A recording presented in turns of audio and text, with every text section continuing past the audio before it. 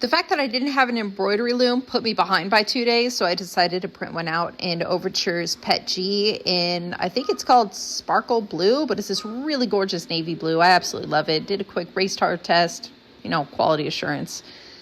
Put it over the sublimation to make sure that my loom was big enough, and then on the other printer, Chronos, we printed out the outer rim in a clear Pet G, and then I used an embroidery hoop spring for the closure. I decided I don't want to hold this, so I'm going to print out an embroidery loop stand. And that took way longer than I thought it was going to.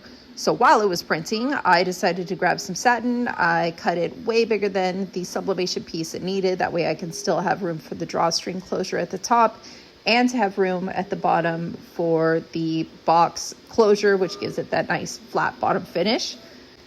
And I only burned myself once. Yay, that's like a record for me. Sublimation was easy, Teflon sheet on top, satin on the bottom, and 15-second press with medium pressure. Took care of it, easy breezy.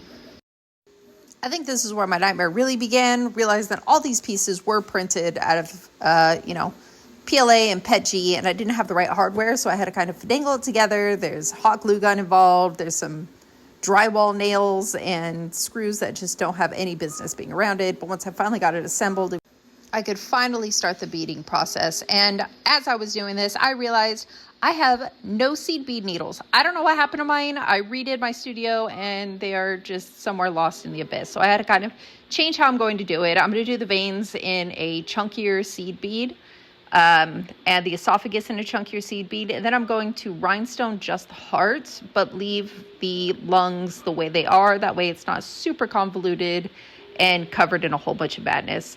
As far as the process, it's super easy. One string the length of the vein, and then I go in and I do tiny loop stitches around the bead line in between the beads in order to lock them into place and follow the contour. So after about 15 stabs and a couple lost beads, we've gotten this far, but it's now midnight, so we're going to live stream tomorrow, hang out, and finish the rest. Okay, love you, bye.